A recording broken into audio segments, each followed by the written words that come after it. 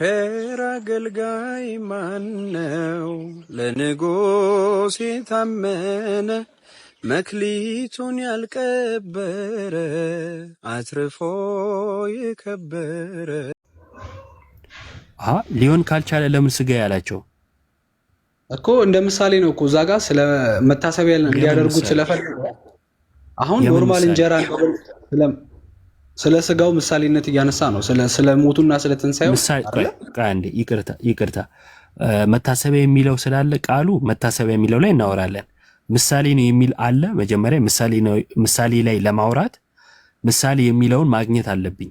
ምሳሌ የሚለውን አሳየኝና ምሳሌ ላይ እናወራ። እሺ ምሳሌ ላይ የሚለውን ለማሳየት ቀጥታ ስጋን የበሉት ይሄንን ደግሞ መልስልኝ። የበሉት ስጋ ሊትራሊ ምሳሌ መልሳለሁ እኔ። ምሳሌ የሚል ቃል አለ መጀመሪያ? የለም፣ በፍጹም የለም። በቃ ከሌለ ምሳሌ የሚል ቃል ላይ ማውራት አይጠበቅብንም ማለት ነው። የሚለው ላይ ብቻ እናውራ። እሺ ጠይቀኛለህ። እንጀራ የሚል አለ፣ ስጋ የሚል አለ፣ መታሰቢያ የሚል አለ። ሶስቱ ላይ እናውራ አይሻልም? እሺ እንጀራን ምን አለ? አነሳ፣ አመሰገነ፣ ቆርሶ ሰጣቸው። ያነሳው ምንድነው ሲባል እንመልሳለን ምን ብለን? እንጀራን አነሳ እንላለን፣ ቃሉ ስለሚል ማለት ነው። ከዛን ስለናንተ የሚሰጠው ምን ያለ? ስጋ ያለ። ይህን አለ፣ ይህ ስጋዬ ነው ካለ በኋላ ይህን ለመታሰቢያ ያድርጉት አለ። ይህን የተባለው ምንድነው? ስጋው። ለምን እናደርገዋለን? ለመታሰቢያ። እንዴት ታምናለህ? ስጋውን ለመታሰቢያ በላለው ብለህ ታምናለህ እኮ። አሁን እዚህ ጋር ስጋ ያለው ስጋውን ነው ወይ ነው ጥያቄው? እሱ ነው ትክክለኛ ስጋውን። ስጋ ያለው ታዲያ ምኑ ነው እንዴ? አሁን እኮ ምንም እኮ እዚህ ጋር እንትን ካላልን በስተቀር ቃሉን ይዘን ካልተጣመምን በስተቀር እያወራ ያለው ስለ መንፈሳዊ መብል እንደሆነ እንጂ ትክክለኛ ስጋውን ቆርሶ ለምን እንጀራን አነሳ? ሊትራሊ ስጋውን ቆርሶ ለምን አልሰጣቸው? ስለ ትክክል እያወራ። እሺ አንደኛ እየተጣመምን ምናምን የሚለውን አገላለጽ ብትይዘው ጥሩ ነው። በዛ መልኩ እየሄድን ስላልሆነ ማለት ነው። ውይይቱን ወደ ሌላ መልክ እንዳትወስድብኝ። እንደዚህ አይነት ቃል መጠቀም ከጀመርን ውይይቱ ይበላሻል። ያው እኔም ባንተው ቋንቋ ማውራት ስለምንጀምር አማርኛ መረጥ እያልኩ ነው በአጭር ቋንቋ። ሁለተኛ ከራሴ የጨመርኩት ቃል የለም ያልኩት ይሄንን ትቀበለዋለህ ብቻ ነበረ። ለምን ሌላ ነገር ማውራት እንዳስፈለገ አልገባኝም። ስለናንተ የሚሰጠው ስጋዬ ይህ ነው፣ ይህን ለመታሰቢያ ያድርጉት ይላል። ስጋውን ለመታሰቢያ ታደርጋለህ ወይ ስለ አይ ስጋው አይደለም አልክ። ስጋዬ እያለ ስጋው አይደለም እያልከኝ ነው ያለው አንተ። አንተ ነህ ማብራሪያው ራሱ በማስረጃ መስጠት ያለብህ አንተ ነህ። እኔ ቃሉን ተቀበልኩ ስለ አንተ አትቀበለው እያልከኝ ስለሆነ ማለት ነው። እሺ ስጋ የተባለው ምንድን ነው? እሱ ስጋ የተባለው ቋውን እንጀራውን ነው አይደለ ያለው? እንጀራንም አነሳ ነው የሚለው። እንጀራን አነሳ። እሺ ችግር የለውም። በአንተ ቋንቋ ልሂድና እንጀራ ስጋው ነው ለክርስቶስ። እንጀራው ለክርስቶስ ስጋው ነው። ምሳሌነት ነው። አያሁ እኔም እኮ ያልኩህ ይሄንን ነው። የምን ምሳሌነት እያወራ? የምን ምሳሌ የሚል የለም ብለናል እኮ ቅድም። እንደዛ ከሆነ ትክክለኛ ስጋውን ቆርጦ መስጠት አለበት ጌታ ኢየሱስ ነው ባጭሩ እኔ እያልኩ ያለሁት። ስለ መንፈሳዊ መብል እያወራ ካልሆነ በስተቀር ትክክለኛ ሊትራሊ ስጋውን ቆርሶ ለምን አልሰጣቸውም ነው። በጣም ጥሩ። መንፈሳዊ መብል የሚለውን አልተቃወምንም እኛ። መንፈሳዊ መብልማ ነው። መንፈሳዊ መብል ማለት ስጋው አይደለም ማለት ግን አይደለም። ግን ደግሞ አንተ የጠየቀውን ጥያቄ አይሁዶች አንስተውት ነበርና እሱን ቃል በቃል እንመልሳለን። አስቀድሞ ግን በቃ ጌታ በነገራችን ላይ አሁን ቃሉን በቀጥታ አልቀበልም ነው ያንተ ሐሳብ ቢልም ምን ያልቀበልም ካልሆነ ስጋዬ ሲል ስጋው አይደለም ለምን ትላለህ? ምክንያቱም ስጋው አይደለም ትልና ሊትራሊ አይወሰድም ትልና መልሰ እንጀራው ነው ስጋ የተባለው ትለኛለህ። ስለዚህ እንጀራውን ስጋዬ ካለው ሊትራሊ እኔ ደግሞ ምን አይነት ጥያቄ ነው ማቀርበልህ? እንጀራ እንዴት የጌታ ስጋና ደም ይሆናል? እንጀራ እንዴት የጌታ ስጋና ደም ይሆናል? አሁን እኮ ከዚህ በፊትም እኮ በተለያየ ነገር ነገሮችን መጽሐፍ ቅዱስ በምሳሌነት እያደረገ ይናገራል እንደምታውቀው። ስለዚህ አሁን እዚህ ጋር እነሱ ልክ እንደ ምልክት እንደ ሳምፕል ይሄን ነገር ለትእዛዝ እንዲያስተላልፉ ሰጣቸው። ከብሉይ ኪዳን ጀምሮ መጽሐፍ ቅዱስን ስታነበው እኮ እስራኤላውያን የምን ምሳሌ የምን ምልክት ቆይ ቶ የእስራኤል ጋር ቶ አንዴ የምን ምሳሌ የምን ምልክት ስጋው የምን ምልክት ነው? ስጋው የክርስቶስ ስጋ ምሳሌ ነው። የቱ? አሁን እዚህ ጋር ያነሳው እንጀራውን አንስቶ ስጋ ብሎ ሲላቸው ስለ ክርስቶስ ስጋ ትክክለኛ ስጋ ሊትራሊ የምናውቀው ስጋ አይደለም። ስለ ፍለሽ አይደለም እያወራ ያለው። ስለ ምንድን ነው እያወራ ያለው? እያወራ ያለው ስለ ትክክለኛው ስጋ ሳይሆን ስለ መንፈሳዊ መብል ነው እኮ አልኩክ። ኢዮቤ ቅድም አንድ ነገር ጠይቀነው ነበረ ካስታወስክ። የጌታን ቃል መሻርና ክርስቶስ ነው ያለውን አይደለም ማለት በክርስቶስ ላይ ማመጽ ነው ብለናል። ቅድም ሌና ወንድማችን ብለናል። ይሰማል። ክርስቶስ ይህ ስጋዬ ነው ብሏል አላለም? አሁን እዚህ ጋር እሺ፣ አሁን ብሏል አላልኩም? ቆይ ወንድሜ ለቃሉ እንጣመን። ክርስቶስ ራሱ በአንደበቱ ተሰብስበው ለነበሩት ይሄ ስጋዬ ነው እያለ ነው አይደለም ብሏል። አይደለም ማለት በክርስቶስ ላይ ማመጽ አይደለም?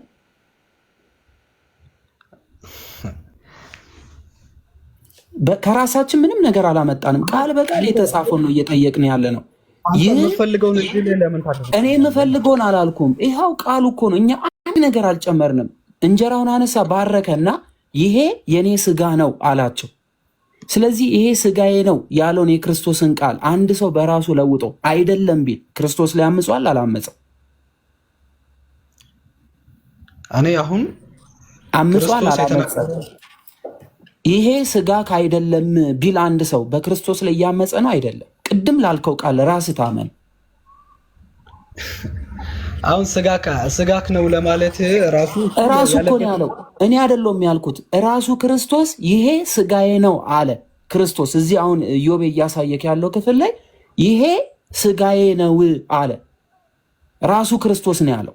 ያንተ ስጋ አይደለም የሚል ሰው ቢኖር ይሄንን ክርስቶስ ላይ አምጿል አላመፀም?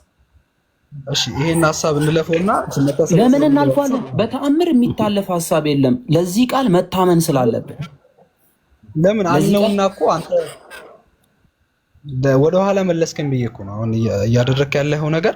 ወደኋላ መልሳ አሁን ለቃል ታመን። ይሄ ስጋዬ ነው ያለው ማን ነው?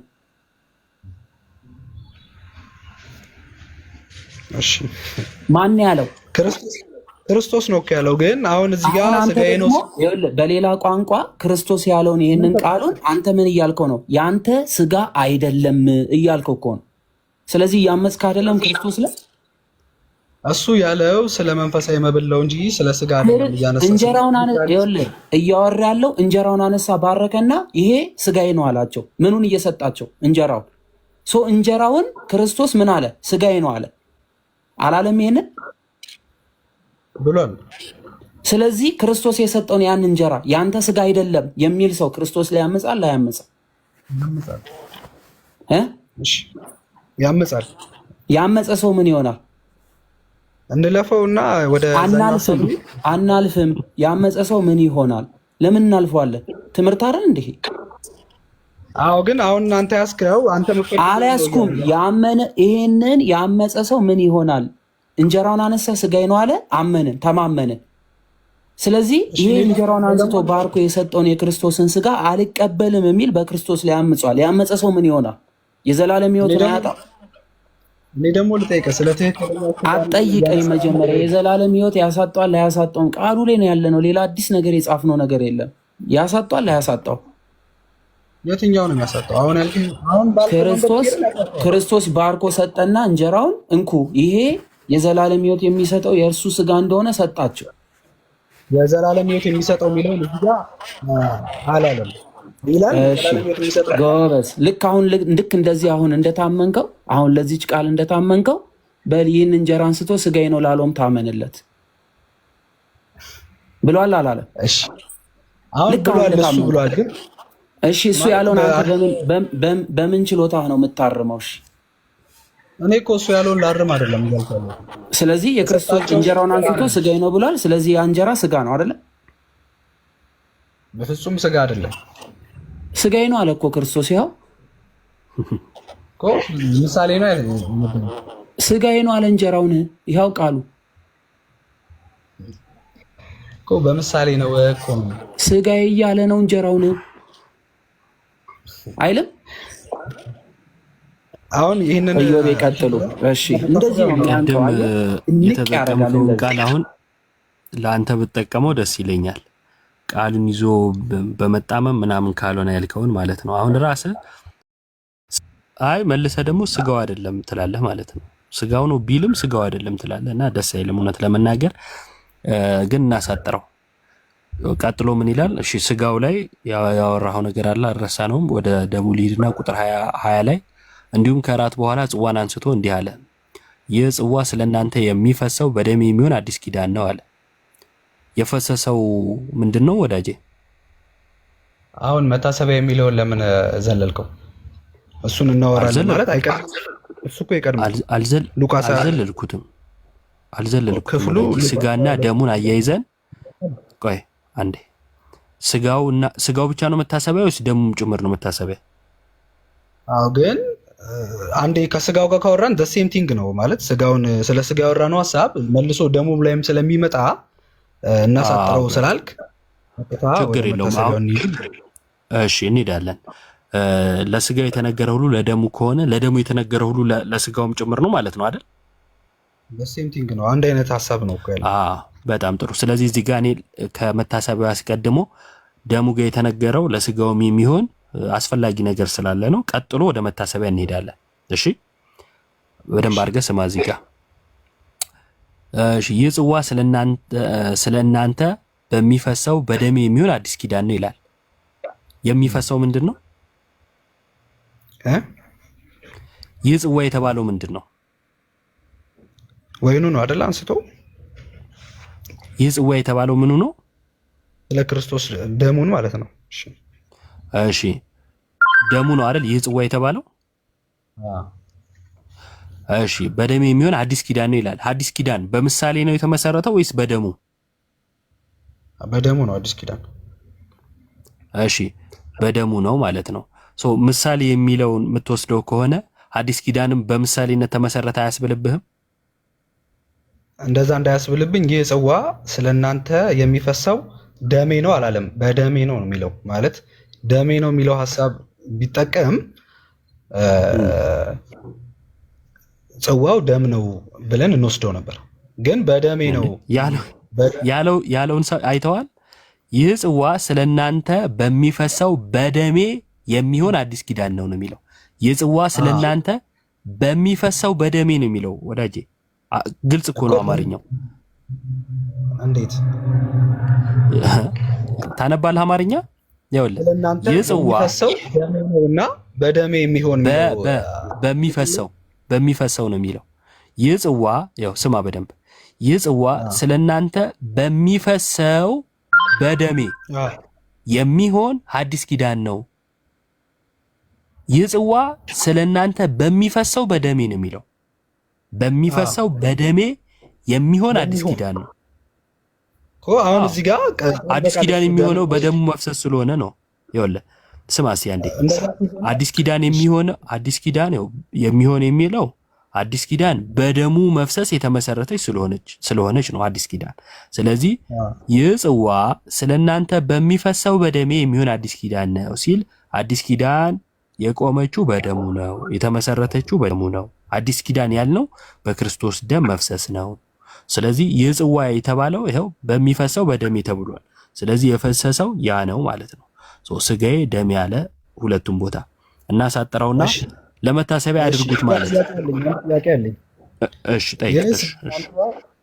አሁን ስጋው ላይ ሲናገር ቃል በቃል ስጋዬ ነው ብሏል አልከኝ ቅድምና ቃሉም ይላል ይህም ለመታሰቢያ አድርጉት ቃሉ ነው ያለው። ቃሉም ይላል አልኩ እኮ። አሁን የኔን ስህተት ከቃሎች ውስጥ ከመፈለግ ወደ ዋናው እንትን ብንገባ ይሻል። አሁን እዚህ ጋር ይህ ጽዋ ስለእናንተ የሚፈሰው የአዲስ ኪዳን ደሜ ነው ሲልና አሁን እዛ ልክ ለስጋው እንደተጠቀመው ለደሙ ደግሞ ለምንድን ነው ይህንን ያልተጠቀመው? አሁን እዚህ ጋር ይህ ጽዋ ስለእናንተ የሚፈሰው የአዲስ ኪዳን ደሜ ነው ለምን አላለም? እንዴ አለ እኮ። እስቲ አንድ ነው ይኸው ቃሉን 19ንና 20ን ያቸው። ይኸው ወዳጄ ስማ በደንብ 19 ላይ ስለ እናንተ የሚሰጠው ስጋዬ ይህ ነው፣ ይህን ለመታሰቢያ ያድርጉት አለ አይደለ? እሺ አዎ ቀደም ምን ተባብለናል? ለደሙ ለስጋው የተነገረ ለምንድን ነው? ለደሙ አዎ በጣም ጥሩ። ስለ እናንተ የሚሰጠው ስጋዬ ነው ሲል ስለ እነሱ ደሙም ተሰጥቷል አልተሰጠም? ተሰጥቷል። በጣም ጥሩ። ከዛን ቁጥር 20 ላይ ደግሞ ይህ ጽዋ ስለ እናንተ በሚፈሰው፣ ስለዚህ ስለነማ ፈሷል ጽዋው? ስለነሱ በሚፈሰው በደሜ የሚሆን አዲስ ኪዳን ነው። ምን በሚለው አለ? በሚፈሰው አይደል? አዎ። ስለዚህ ስለየትኛው በመስቀል ላይ ስለሚያፈሰው ደም አይደል እየተናገረ ያለው እዚህ ጋር? አሁን የጽዋ አለ የሚፈሰው ደሜ ነው ሲልና አሁን በሚፈሰው ሲል አሁን ለምሳሌ አንድን ነገር እኮ ተክተ ለማውራት ስትሞክር ለምሳሌ አሁን ለመጽሐፍ ቅዱሳዊ ሐሳብ ምድራዊ ነገር ማብራሪያ ሊሆን ባይችልም ግን አንድን ለምሳሌ አንድን ነገር ለመተካት ስንፈልግ በነው የምንጠቀመው። ለምሳሌ ለመተካት አንድን ነገር ለመተካት ለምሳሌ እንጠቀም አሳየኝና እንድንረዳ። አሁን ይሄ የጽዋ ስለናንተ በሚፈሰው በደሜ ነው ሲል በደሙ የሚመሰል ምሳሌ እንደሆነ ምሳሌውን ንገረኝ መጀመሪያ። አይልም ተው የሌለ ነገር አታወራ። መጀመሪያ እስኪ ምሳሌውን ንገረኝ በሎጂክ መልኩ ለማምጣት ስለሞከርክ። ለምሳሌ በአማርኛ አልከኝ። እስኪ በአማርኛ በተተክቶ የሚነገረውን እስኪ አንዴ ንገረኝና ባመጣህበትም ላሳይ ስለምችል። አሁን አንድን ነገር ለመተካት ስናስብ እኔ እኮ በምሳሌ ስልህ ምሳሌውን ልጠቀምና ምሳሌውን አስቤ ተዘጋጅቼበት ላወራ አይደለም። አንድን ነገር ስንጠቀም አይ ነው እንጂ ምክንያቱም ቅድም ምን ብለኸኛል? ቆይ አንዴ ወዳጅ ምን ብለኸኛል ቅድም? በምድራዊ ነገር መቼም መመሰል ቢከብድም ብለን ያቆምከው ግን ምሳሌው ጠፋ መሰለኝ። አይደለም በምድራዊ ነገር መመሰል ቢከብድም ስለ አሁን አማርኛ ላይ ስንጠቀም የትኛውንም ነገር አንድን በሱ ወይም በሆነ በቃ አትጨናነቅና አንዴ ብቻ እንትን ልበልህና ከዛም በኋላ ቁጭ ብለህ ታጠናዋለህ። በቃ ለምን አላለም የሚለውን ብቻ እሺ መልስልኝ። አሁን ደሜ ነው አሳይሃለሁ። እዚህ ነው ቃል በቃል ያለውን ብቻ ንገረኝ፣ አሳይኝ። እንደዚህ አይነት ክፍል እሺ አሳይሃለሁ፣ ችግር የለውም። ስለ ወይኑ እያወራ እንደሆነ መጽሐፍ ቅዱስ እንደዚህ ቃል በቃል ተቀምጦ ከዛ በኋላ ደግሞ አሁን ደሜ ነው የሚለውን ደግሞ አንተ ልክ እንዳሳየኸኝ አሳይኝ። እሺ ይኸውልህ ይህ ጽዋ ስለ እናንተ በሚፈሰው በደሜ የሚሆን አዲስ ኪዳን ነው አለ። ስለ እነርሱ በሚፈሰው በደሙ የሚሆን አዲስ ኪዳን ነው። በለምን ተጠቀመ ሲባል የአዲስ ኪዳን መሰረት መሆኑን እየነገረ ነው። እንዴት ብሎ ይህ ጽዋ አለ ስለ እናንተ በሚፈሰው በደሜ የሚሆን አዲስ ኪዳን ነው አለ። በደሙ የሚሆን ምን አዲስ ኪዳን? ደሙ ያልሆነ ግን በወይን የተመሰረተ አዲስ ኪዳን አለ። ደሙ በደንብ ስማ። ደሙ ያልሆነ በወይን የሆነ አዲስ ኪዳን አለ። ደሙ ያልሆነ አለ የለም። ወይን ነው ደሙ አይደለም የምትለኝ ከሆነ አዲስ ኪዳንን ምን ልታረገው ነው? ምክንያቱም አንተ በአንተ ትምህርት እንኳን ቢሄድ ማለት ነው ደሙ ምንድነው አዲስ ኪዳን የተመሰረተው ደሙ ባልሆነ ወይን ላይ ከሆነ በወይን የተመሰረተ አዲስ ኪዳን ክርስቶስ መሞት አላስፈለገውም ነበር ማለት ነው። ምክንያቱም በወይን አዲስ ኪዳን የሚመሰረት ከሆነ በደሙ ካልሆነ የክርስቶስ ሞት ከንቱ ነው የሚሆነው። በወይን እየተመሰረተች አዲስ ኪዳን ለምን ክርስቶስ ይሞታል? አይመጣውም። የለም እንደዚህ አይነት ትምህርት። አሁን ሁለቱን ለምን ለይታ ነው? ስለ ጽዋም ስለ ደምም ነው ያነሳው አይደል? አዲስ ኪዳኑ ደሙን የሚወክል ሲሆን ይኸው ባጭሩ እዚህ ጋር ሌላም ክፍል ላይ ጽዋም ምንድነው ጽዋም እንጀራም ተብሎ ይነገራል። እንጀራን አነሳ ቆሮንቶስ ላይ ያሳያለው፣ ምንም ችግር የለውም። ስጋውና ደሙ አይደለም ብለህ የምትቃወመውን ነው ልክ አይደለህም የምልህ። ደሙ ምንድነው ጽዋ የተባለው ግን ቃል በቃል ደሙ እንደተባለ ላሳይ ይችላልው። ጽዋውን ደሜ ብሎ ሲገልጸው ላሳይ ወደ እንደዛ ወደ ቆሮንቶስ ሄደን እሱን ብናየው ነው የሚሻለው። ቆይ ጽዋውን ደሜ እንዳለው ላሳይ መጀመሪያ። እኮ እንየው። እሺ እሺ ችግር የለውም። እሺ እሺ እስከዛ ድረስ ሰላም ነው። መልእክት ይኖራሉ እያስባለሁ። እግዚአብሔር ይመስገን። አይ በአጭሩ የሆነ ደሜ የሚለው ማለት ጽዋው ደሜ ማለቱ ልክ እንደ ስጋ አሳየ ምናምን እያለ ሲከራከር ስለነበረ በአጭሩ ይኸው ከፍቶታል። እንደ አጋጣሚ እዮባ እሱን ለማለት ነበር። ቀጥል። እሺ ይኸው ይታያል ማንበብ ወዳጅ። አዎ ስንት ላይ ነው? የማቴዎስ ወንጌል ምዕራፍ 26 ቁጥር 26። እሺ ሲበሉም ኢየሱስ እንጀራን አንስቶ ባረከ፣ ቆርሶም ለደቀ መዛሙርቱ ሰጠና እንካችሁ ብሉ፣ ይህ ስጋዬ ነው አለ። ጽዋንም አንስቶ አመሰገነ፣ ሰጣቸው፣ እንዲህም አለ፣ ሁላችሁ ከእርሱ ጠጡ፣ ስለ ብዙዎች ለኃጢአት ይቅርታ የሚፈሰው የሐዲስ ኪዳን ደሜ ይህ ነው። ደሜ ያለው ምኑን ነው? ሁላችንም ቆይ አንዴ እኔም ጋር እያየሁት ስለሆነ ምናልባት ቁጥር 26 26 27 28 አያይዘህ ማለት ነው ይላል። ጽዋው ምንድን ነው? ምን ተብሏል? ደም። ታምናለህ? ምን የክርስቶስ ደም? እኔ እኮ አሁን ደም መባሉን እኮ አይደለም ምክደው። እኔ ደም ተብሏል፣ ግን የተባለ አልተባለም ሳይሆን ቅድም አንተ ስስቅ ስለነበረ አሁን ልሳቅ እንጂ ሉቃስ ላይ ጽዋው ደም የት አለ የተባለው ብለህ ስትል አልነበረ? አንደኛ እዛው ጋር እንድታየው ስለፈለኩኝ ደጋግሜ እንድታየው ይሄው በአዲስ ኪዳን የተመሰረተው በምሳሌ ሳይሆን በወይን ደሙ ባልሆነ ወይንም ሳይሆን በደሙ ነው። ጽዋ ሲል ደሙንም የሚናገር ነው ብዬ ስለ እሺ የሚል አልክ። እዚህ ጋር ይሄው እንጀራን አነሳ፣ አመሰገነ፣ ቆርሶ ሰጣቸው፣ ስጋዬ ነው አለ፣ ስጋው ነው እንላለን። ጽዋንም አነሳ፣ አመሰገነ፣ ማነው ጽዋንም ባነሳ ለሐዲስ ኪዳን የሚሆን ደሜ ነው አላቸው፣ ደሙ ነው እንላለን። ጽዋው ደም ተብሎ ተጠርቷል ማለት ነው። አሁን የመቀበል ጉዳይ ነው እንግዲህ ቃሉን።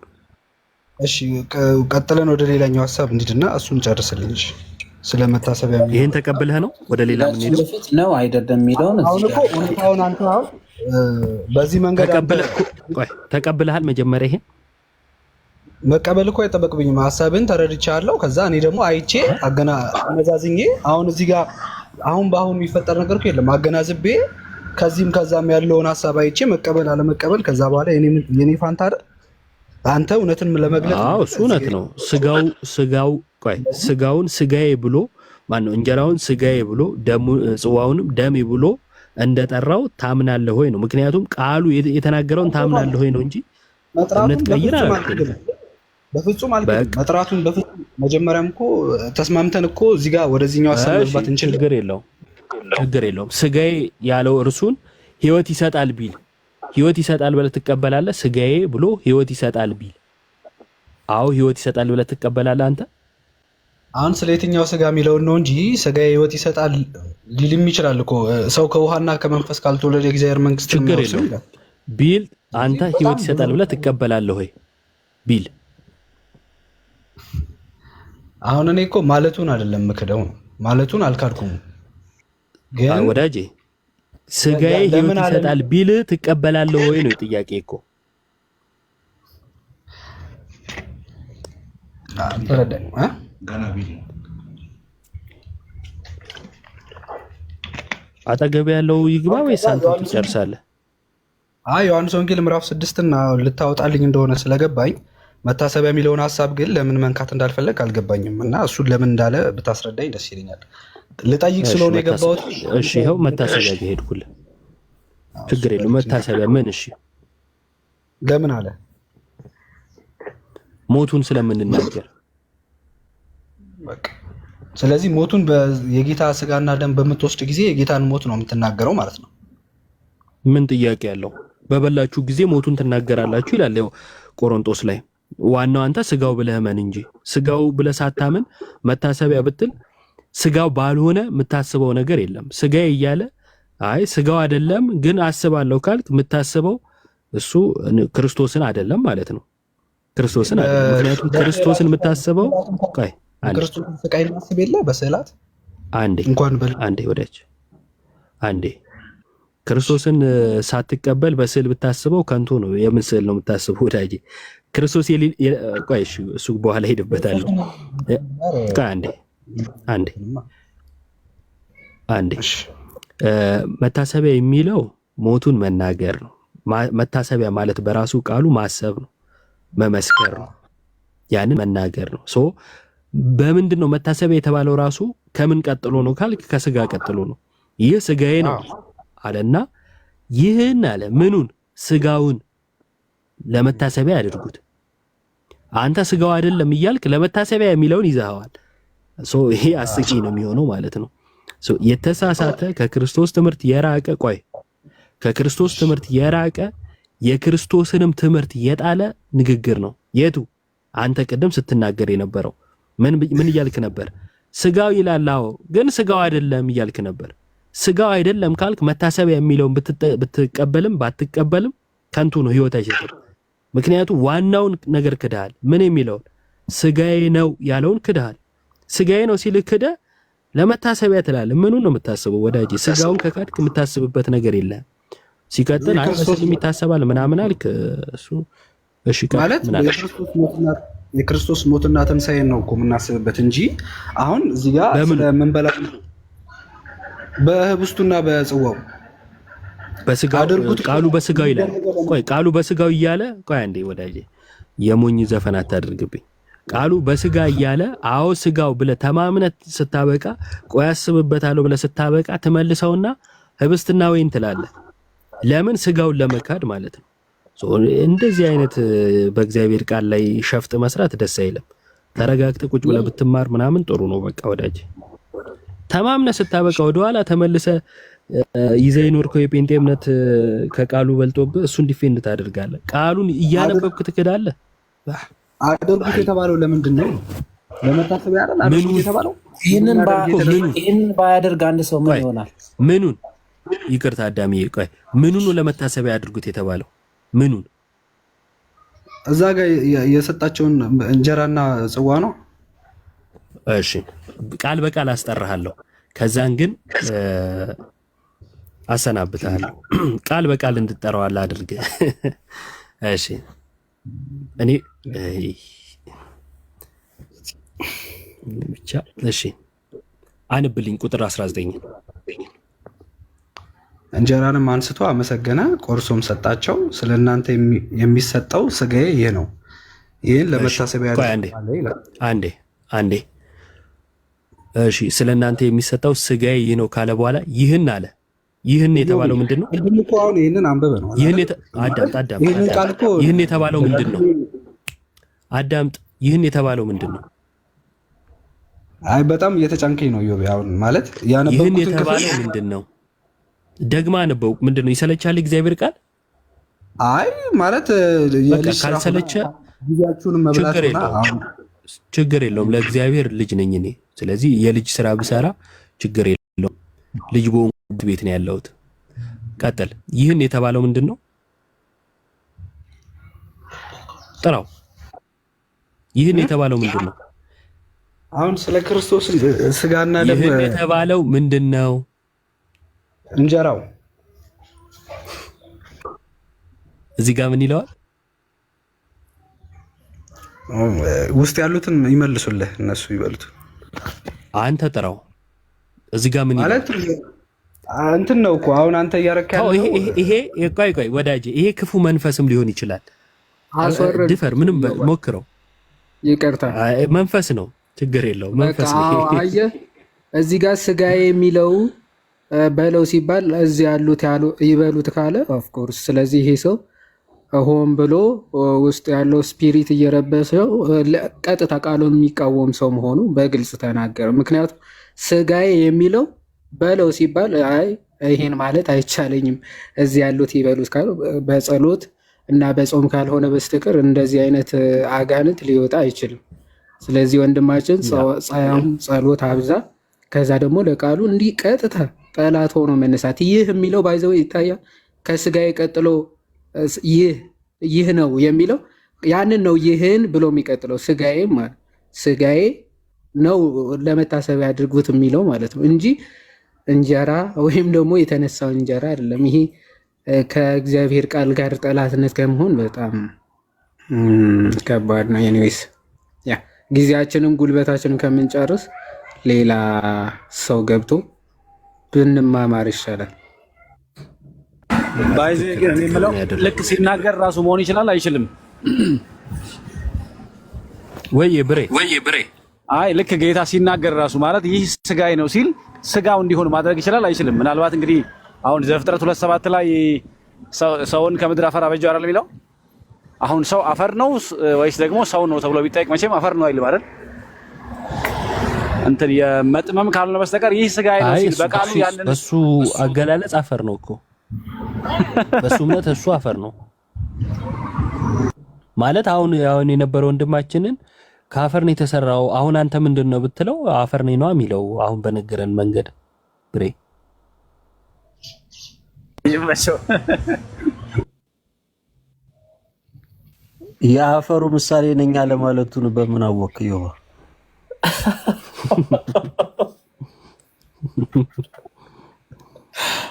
ከባድ ነው። አዳምሻ ቀጥል ይከታተል ማስቆምኩ አይ ኖ ችግር የለውም። በቃ ይሄ ነው ጥያቄ። በጣም እንደዚህ እያደረጉ እኮ ግልጥ አድርጎ ማስቀመጥ ነው። እግዚአብሔር አምላክ የህይወት ቃል ያሰማን። እንግዳ አለን። ተሊላ ሰላም ጤና ይስጥልን። እንግዳችን እናስተናግድ። ተሊላ ኩምቢ ሰላም ጤና ይስጥልን።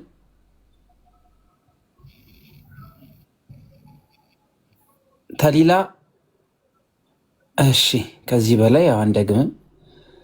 እሺ፣ ሌላ እንግዳ ካለን አሁንም እናስገባለን። ጥያቄው ከዚህ የሚዘል አይሆንም።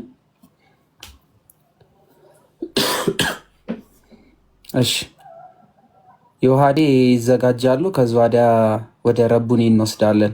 እፎይታ የሚል አካውንት እፎይታ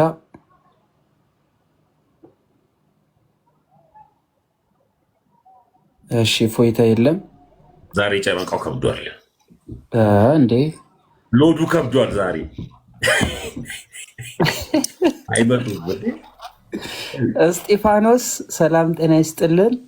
አቤት አቤት፣ ሰላም ነው፣ እግዚአብሔር ይመስገን። በጣም ደስ ይለኛል። የምታቀርቡትን ነገር እከታተላለሁ፣ እሰማለሁ ሁልጊዜ እና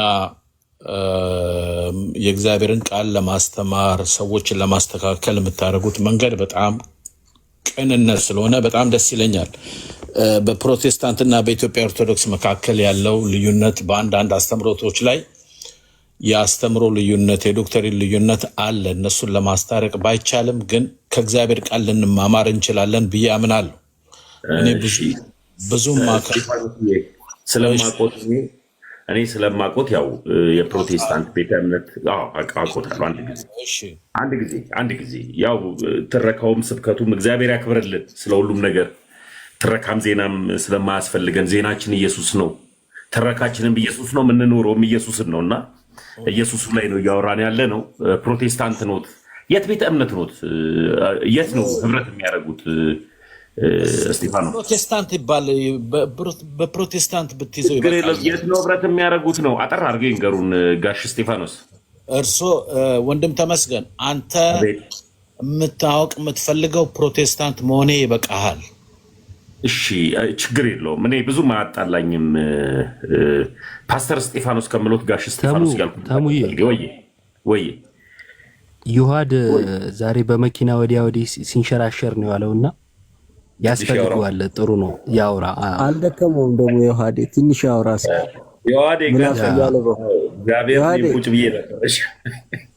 እግዚአብሔር ካንተ ጋር ይሁን። ሩጫህን ያስጨርስ። ሩጫውን ጨርስ። ኧረ አይ እኔና እርሶ ልናወራ ነው ጋሺ። እየተሳሳቃችሁ ምን እያላችሁ ነው? ጊዜ አልሰጣችሁኝም። እሺ ልናወራ እኮ ነው። አንድ ላይ እኔና እርሶ ልናወራ ነው። አይቻልም? እሺ ይቻላል። ይቻላል። ጥሩ። ከየት ዲኖሚኔሽን ነው? ምክንያቱም ብዙ አይነት ፕሮቴስታንት ስላለ ፕሮቴስታንት ይበቃቸዋል።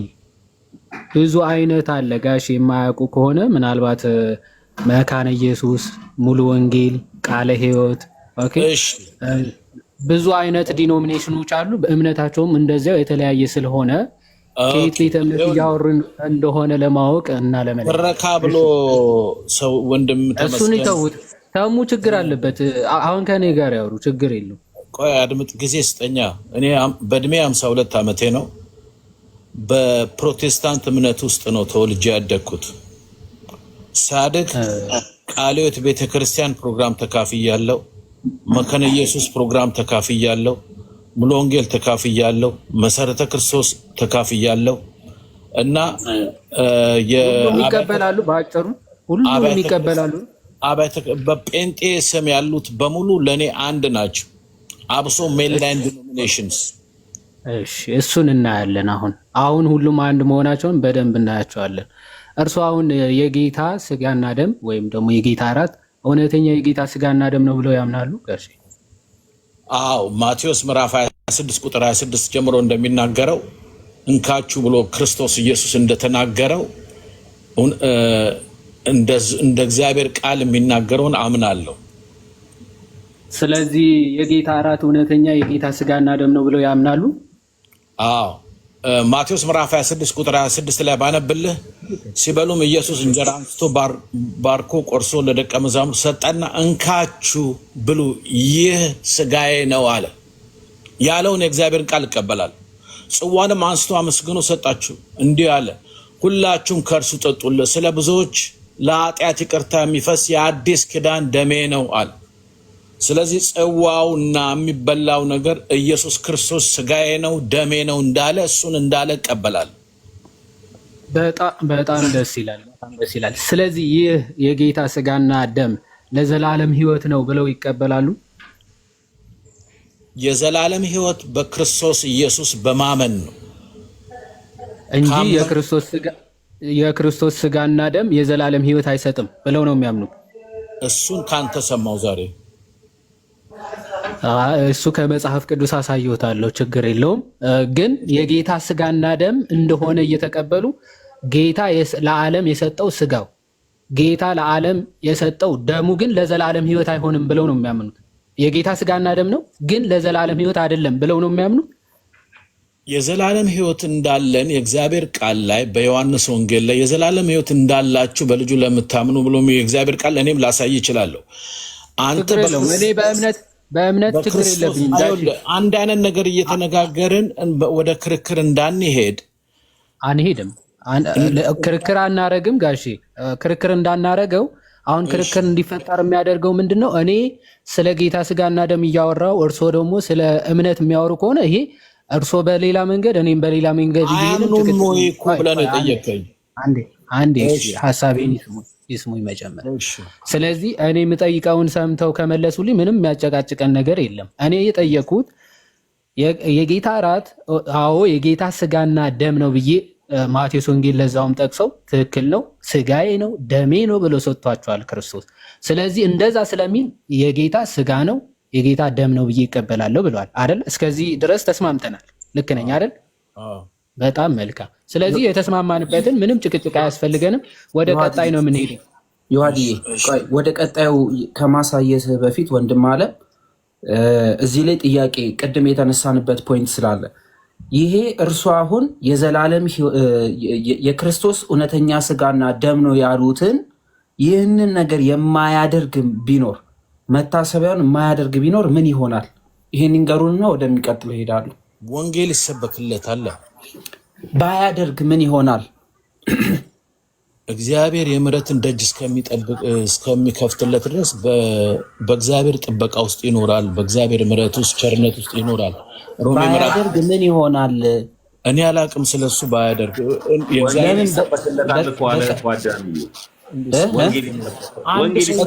በቀጥታ እንዲነግሩኝ ስለፈለግኩ ነው። ወንጌል ይሰበክለታል ላላመነ ሰው ስለሆነ የሚደረገው።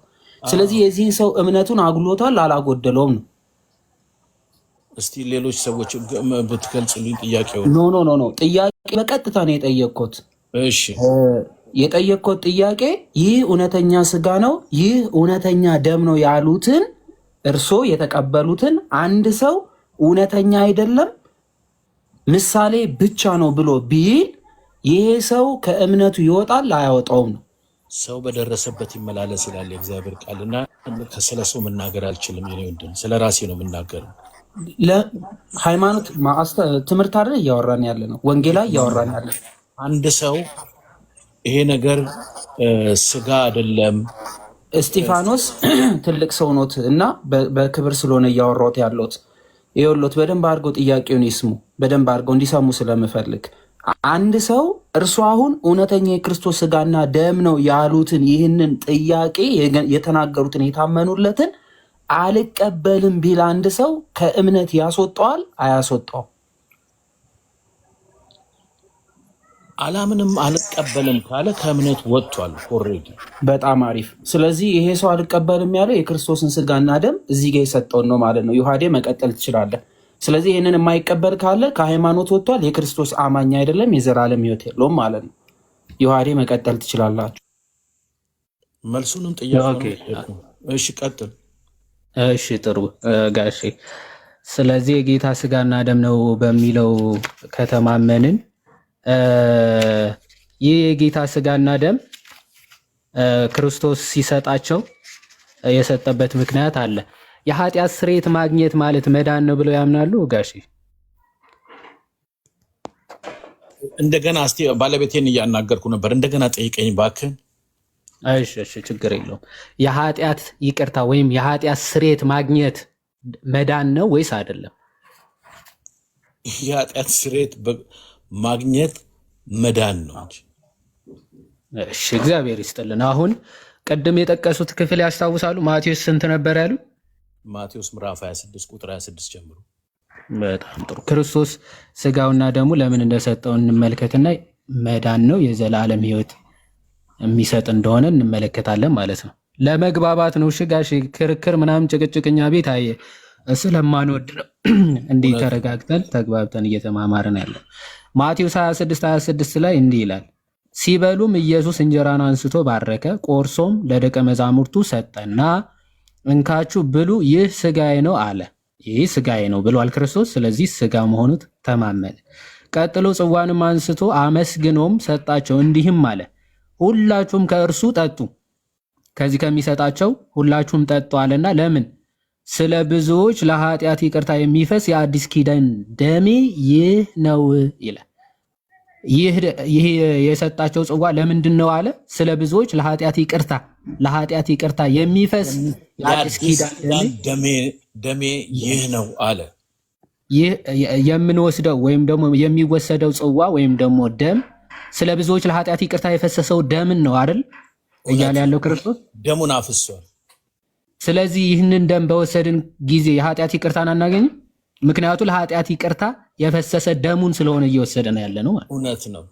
የአባቶችንም ማብራሪያ ጭምር ከጥንት ከሐዋርያት ደቀ መዛሙርት ሐዋርያት ካስተማራቸው ከራሳቸው ተማሪዎች ጭምር እየጠቀሰ የጌታ ስጋና ደም እውነተኛ የጌታ ስጋና ደም እንደሆነና ለዘላለም ሕይወት እንደሆነ ጠቅሶ ምናምን አስረድቶ እውነተኛውን የቀናውን የቤተ ክርስቲያን ትምህርት በዓለም ደረጃ ገልጿል።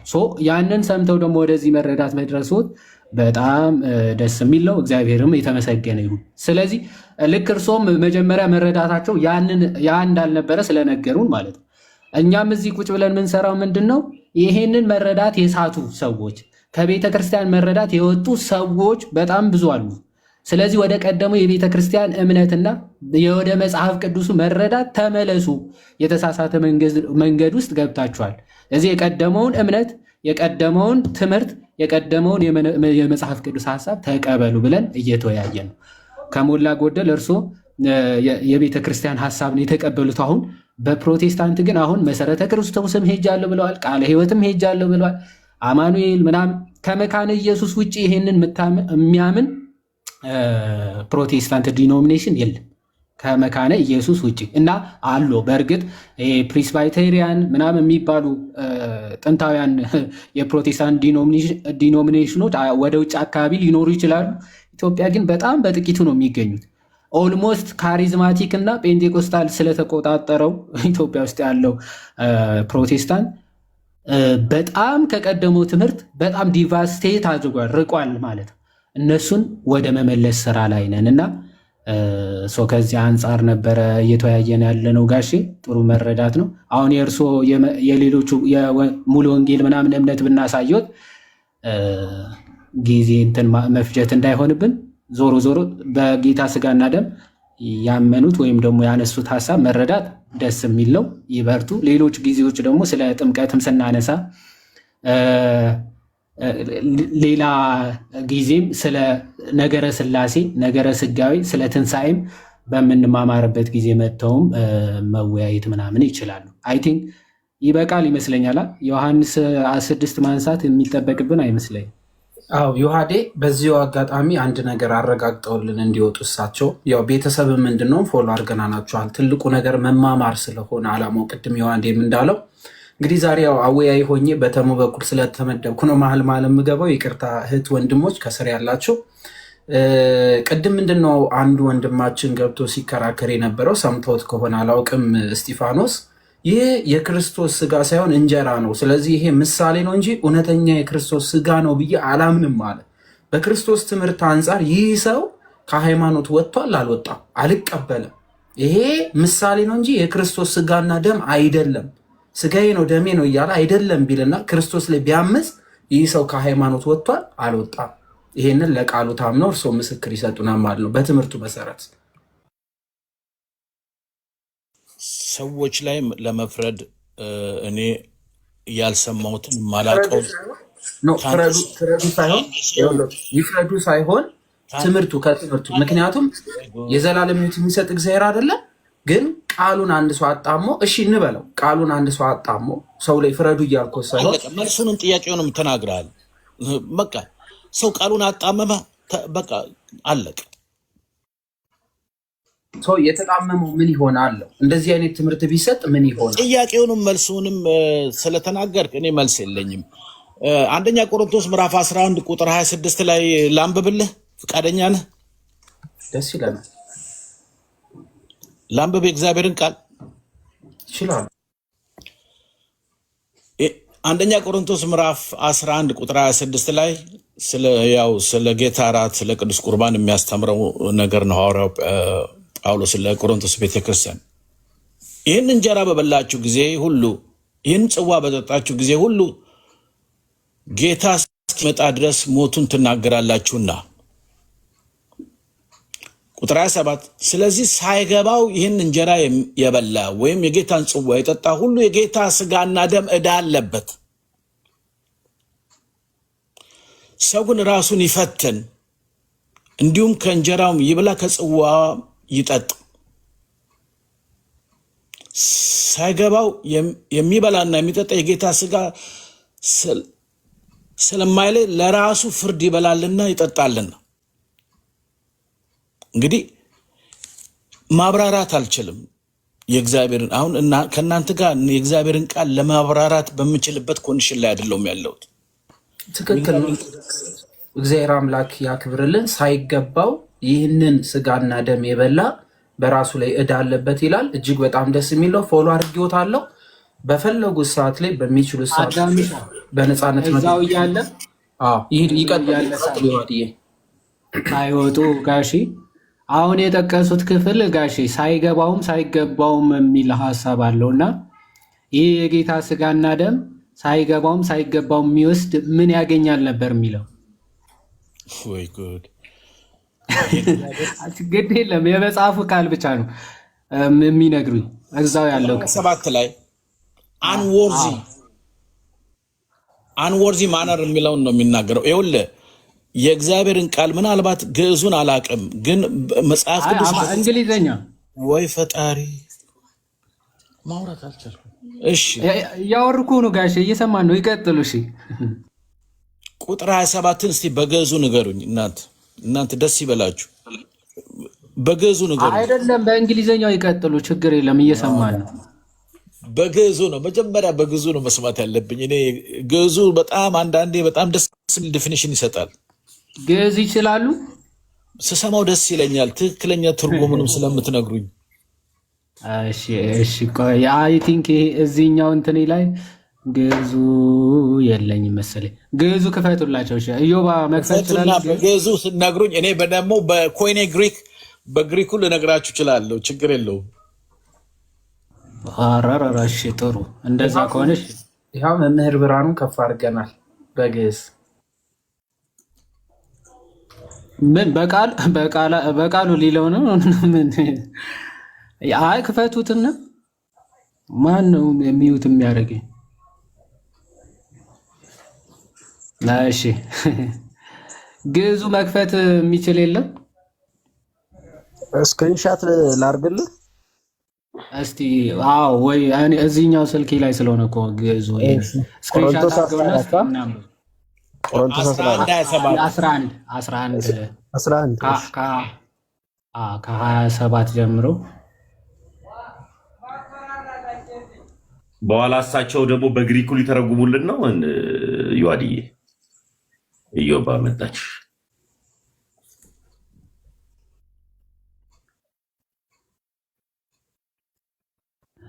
እሺ እስቲ ቆይ ትልቁ ላይ እናድርገው መሰለኝ። እንደዚህ ሲሆን ጋሽ አንዴ እንትን ትንሹ ላይ እናድርገው ለትንሽ ደቂቃ ተዘጋጁ፣ ችግር የለም።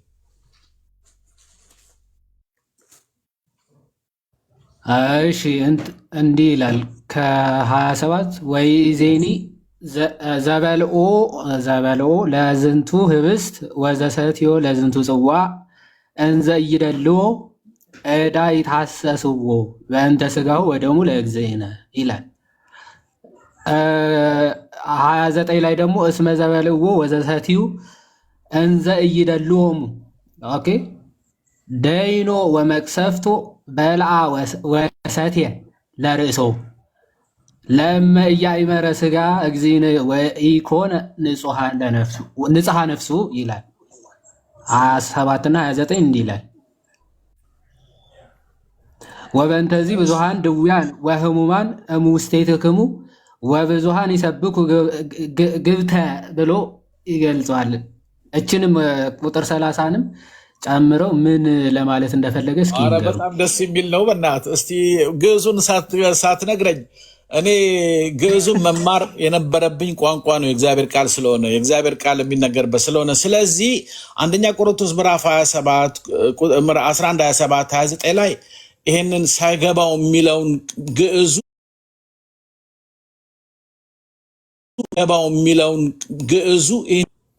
ሳይገባው ነው የሚለው እይደልዎ ነው የሚለው።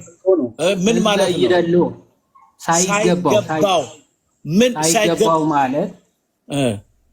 ሳይገባው ማለት አሁን ለምሳሌ ወደ ጌታ ስጋና ደም መቅረብ ያለበት በንጽህና ራሱን መርምሮ። ምክንያቱ እዛው ቁጥር 31 ላይ ምን ይላል መሰለው ጋሼ? ራሳችንን ምን ይላል? ብንመረምር ግን ባልተፈረደብንም ነበረ አይደለም የሚለው። ራሱን መርምሮ ነው ወደ ጌታ ስጋና ደም መቅረብ ያለበት። ስለዚህ ራሱን መርምሮ ንስሐ ገብቶ መቅረብ አለበት። ሳይገባው ማለት እንደዚያ ነው። የተገባ ሆኖ ማለት ማንም ሰው ለዚህ ቅዱስ ምስጢር የተገባ ሆኖ ሳይሆን ቢያንስ ግን ንስሐ ገብቶ ኃጢአቱን ተናዞ ምናምን መቅረብ አለበት። እንዘ ይደልዎ ማለት ሳይገባው ማለት ነው። ሳይገባው በጣም ትክክል ነው። አንወርዚ ማነር ነው እንግሊዝኛው። በእንግሊዝኛው በግሪኩ ብትሄድ አንወርዚ ማነር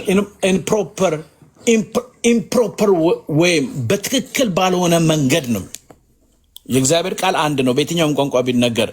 ያው ትራንስሌሽኖች ናቸው ብዙ ልዩነቱ። ስለዚህ የእግዚአብሔርን ቃል ቅዱስ ቁርባን ስንወስድ በዚህ ክፍል ማስረዳት ማስተማር አልፈልግምም አልችልምም። ይህንን ነገር ነው የሚያስተምረን ማለት ነው። እግዚአብሔር ይስጣችሁ። አመሰግናለሁ።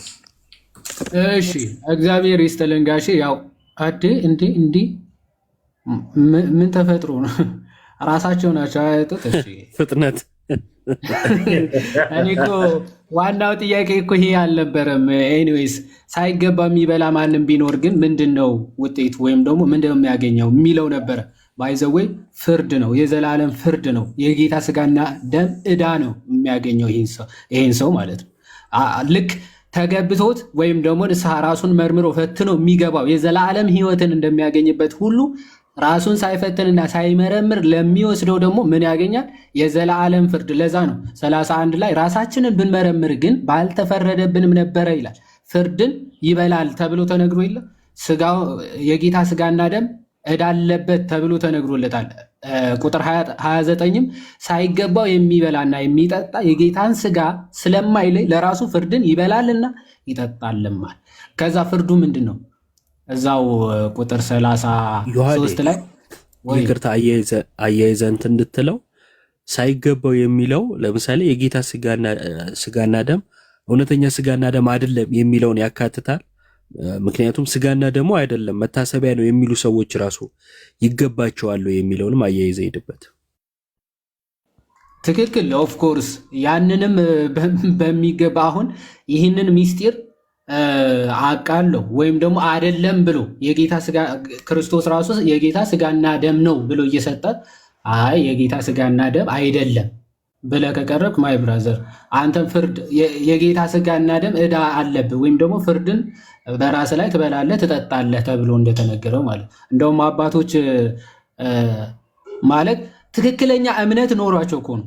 ትክክለኛ እምነት ኖሯቸው ግን በአግባቡ ያልወሰዱ እንዲህ ያለ ፍርድ የሚያሰጥ ከሆነ ወይም ደግሞ የዘላለም ሞትን የሚያስገኝ ከሆነ ጌታ ይሄ እውነተኛ ስጋዬና ደሜ ነው ብሎ ሰጥቶ አይ አይደለም ብለህ ቀጥታ ይሄ እኮ ሲጀምር ክርስቶስን አላመንክም። ክርስቶስ የቀጥታ የክርስቶስ ተቃዋሚ እኮ ነው ሲጀምር። ይሄ ቃሉን ባለመቀበል ራሱ ፍርድ ውስጥ ነው ሲጀምር መጀመሪያ ላይ። ቀጥሎ እንደው ነው ብለው አሁን ለምሳሌ መካነ ኢየሱስ እውነተኛ የጌታ ስጋና ደም ነው ብለው ያምናሉ። ግን ይሄ ሚስጢር ለነሱ የዘላለም ሕይወት ይሰጣቸዋል? በጭራሽ አይሰጣቸውም፣ ሊሰጣቸውም አይችልም ማለት ነው። ስለዚህ ምን አለ? ነገር ግን በተፈረደብን ጊዜ ከዓለም ጋር እንዳንኮነን በጌታ እንገሰጻለን ይላል። ከዓለም ጋር ይኮነናሉ እነዚህ ሰዎች ማለት ኦኬ። የማያምኑትም ፕላስ ደግሞ አምነው ሳይገባቸው የሚቀርቡትንም ሁሉ ፍርድ ይበላሉ። ከማን ጋር? ከዓለም ጋር በተፈረደ ጊዜ እንዳትኮነኑ ነው የሚላቸው ሐዋርያ ቅዱስ ጳውሎስ። እንዳንኮነን በጌታ እንገሰጻለን ይላል። ስለዚህ ራሳችሁን ተጠባበቁ ይላል። ይህንን ምስጢር ለመውሰድ በተሰባሰባችሁ ጊዜ እርስ በርሳችሁ ተጠባበቁ ይላል። በንጽህና በቅድስና ሊሆን ማለት ንጽህ ሲባል በቃ ቶታሊ ለዚህ ምስጢር የተገባ ሰው ምናምን ኖሮ ከዛ እሱ ብቻ ነው የሚገባ ማለት አይደለም። ማንኛውም ያመነ ክርስቲያን አምኖ ዳግም የተወለደ ክርስቲያን ሁሉ በንስሐ ታጥቦ ወደዚህ ምስጢር መግባት ይገባዋል የሚለውን ነው። አማርኛውን ክፈተው እስኪ አንተ ደግሞ ሶሪ። ኦኬ እሺ ቆይ አየው ግዕዙ ላይ ለማያይመረ ስጋ ግዚእነ ወኢኮነ ንጹሐ ነፍሱ ነው የሚለውና አማርኛው ስለማይለይ ነው የሚለው ስለኝ አይደል የሚለው። እንግሊዘኛውም ምኑ እያይመረ ለማያይመረ ስጋ ግዚእነ ወኢኮነ ንጹሐ ነፍሱ ነው የሚለውና አማርኛው ስለማይለይ ትልቁ ላይ ሆነ ዮባ አንዴ ቆይ የራሴን ላሳንሰውና እሺ ቆይ እስቲ 29 ላይ ነው አይደለ? ገባኝ። ሀሳቤን ተረድተዋል ዮሐዴ? አዎ አይ ከእንትኑ ጋር ላስተያየው ፈልጊ ከዚህ ከእንግሊዘኛው ጋር። ኦኬ አዎ እንግሊዘኛው ላይ አለ፣ አማርኛው ላይ ግን የለም መሰለኝ ይሄ ነገር። አማርኛው ስለማይለይ ነው የሚለው አይደል? የጌታን ስጋ ስለማይለይ ነው አይደል የሚለው? አዎ ስለማይለይ። አዎ ያ የጌታን ስጋ አሚን ስለማይለይ የሚለው ለብዙ ሰው አንደርስታንደብል አይደለም። ማለት ይሄ ስለማይለይ የሚለው ሐሳብ ምን ለማለት እንደተፈለገ ብዙ አንደርስታንድ አያደርገውም። እና ግዕዙ ግን በግልጽ ነው ያስቀመጠው። ለእመ ኢያእመረ ስጋ እግዚእነ አይደል የሚለው የጌታን ስጋ ምን ያላወቀ which mean የጌታ ስጋ መሆኑን የጌታ ስጋና ደም መሆኑን ያላወቀ ወኢኮነ ንጹሐ ነፍሱ ነው የሚለው። ነፍሱ ምን አትሆንም ማለት ነው፣ ንጹህ አትሆንምና ለእመ ኢያእመረ ብሎ የጌታ ስጋ መሆኑን ያላወቀ አይ ቲንክ ስለማይለይ ነው የሚለው አይደል አማርኛው? አዎ የጌታ ስጋ ስለማይለይ ለራሱ ፍርድን ይበላል ይጠጣልም ነው የሚለው። ስለማይለይ ስለማያውቅ ማለት ነው አይደል? የጌታን ስጋ ስለማያውቅ ነፍሱ ምን አትሆንም፣ ነፍሱ ንጹህ አትሆንም፣ ወይ ደግሞ ፍርዱን የሚያሳይ ሀሳብ ነውና ግዕዙ ሞር ክሊር ነው ልል ፈልጌ ነው። ማለት የጌታ ስጋ መሆኑን ስለማያውቅ ነፍሱ ንጹህ አይደለችም፣ ወይ ደግሞ ነፍሱ ንጹህ አትሆንም የሚለውን ሀሳብ ለማሳየት ፈልጌ ነው። ይሄ እግዚአብሔር ይስጥልን። ያ እንትኑ እንግሊዘኛውም አይ ቲንክ ግልጽ ነው። ናት ዲስክሪን ዘ ሎርድስ ቦዲ ነው የሚለው የጌታን ስጋ የማያውቅ ማለት ነው፣ ያላወቀ ነው የሚለው እንግሊዘኛውም ማለት ነው። ኦኬ ያላወቀ የሚለው ላይ ያው ቅድምም ለዮሐዴ ያነሳውለት ላይ ዮሐዴ የሚያብራራው ብሬም ቃሉት ያሰማልን ሁላችሁን የጌታ ስጋና ደም አይደለም የሚሉ ሰዎች ራሱ አላወቁትም ጌታን ማለት ነው። አንደኛ ጌታ ስጋዬ ካለ ራሱ ነው ማለት ነው አይደል? እኔን ትበላላችሁ ነው ያለው። ሰው ስጋውን እንበላለን ማለት ነው። ስጋውን ያላወቁ ሲል ጴንጤኮስታሎች ያጠቃልላል ማለት ነው። ያጠቃልላል። ለምን? ስጋው አይደለም ስለሚሉ ማለት ነው። እና ቅድም አንስተን የነበረው ሐሳብ ምንድነው? ለምሳሌ መካነ ኢየሱስ ይህ ስጋዬ ነው የሚለውን አዎ ስጋው ነው ብላ እውነተኛ የጌታ ስጋ ብላ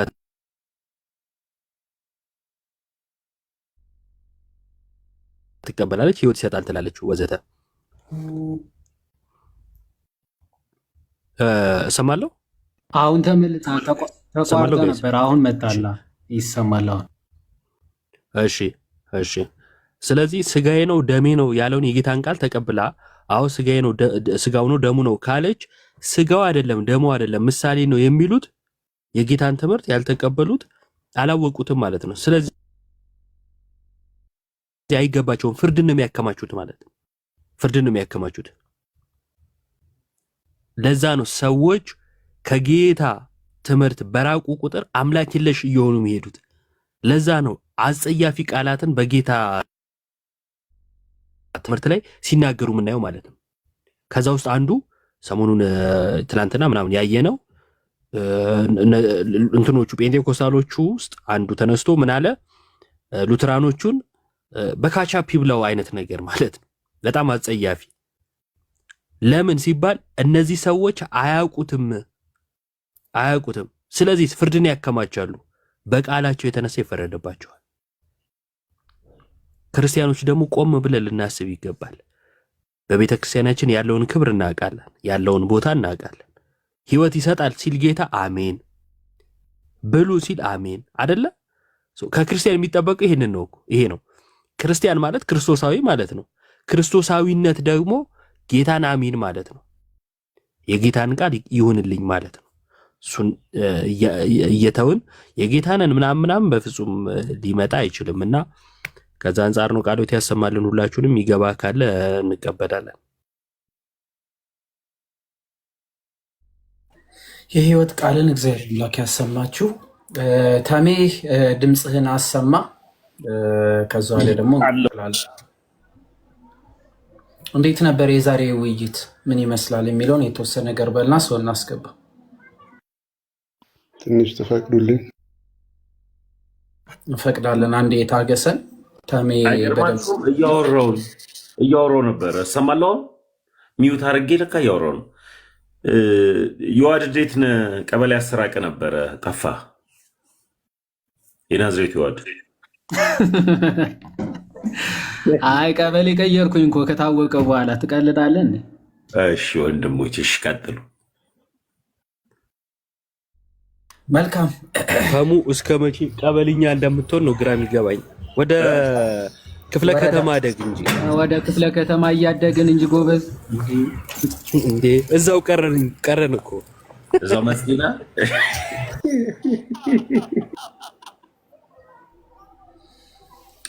መልካም እሺ፣ ወንደሰን መሀላችን ገብቷል። ወደሱ እንሄዳለን።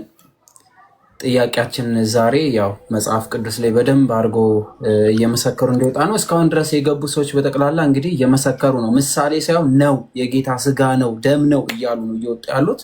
ይሄንን እያየን ያለው ይሄ በጣም ትልቅ ለውጥ ነው። ነገር ግን ከስር ሰው እንዳይማር ያደርጋል። ይሄ የሚጻፉ ኮሜንቶች ሰዎች ተረጋግተው ምን እየተባለ እንደሆነ በንዴት ስሜት ውስጥ እንዲያዩት ስለሚያደርግ ዋናው ዓላማ ደግሞ ተምረው ወደ ዘላለም ሕይወት እንዲመጡ ማድረግ ስለሆነ በተቻለን አቅም ኮሜንት ቀነስ ስለማድረግ እንሞክር፣ ሰዎች እንዲማሩ ማለት ነው። በዛ መልኩ እየሄድን እንድንሄድ ጥሩ ነው። ምክንያቱም ዓላማው ተምሮ እንዲመለሱ ማድረግ ስለሆነ ስለዚህ በዛ መልኩ እናድርግ እባካችሁ፣ ስለ መድኃኒዓለም ማለት ነው። ወንደሰን በቀጥታ አሁን ደግሞ ያው ኢዮቤ ከላይ ያለ ከኢዮብ ጋር ትቀጥላላችሁ። እነ ብሬም እንግዲህ መሀል ላይ ሀሳብ ካላችሁ ሀሳብ መስጠት ትችላላችሁ። እሺ ብሬ።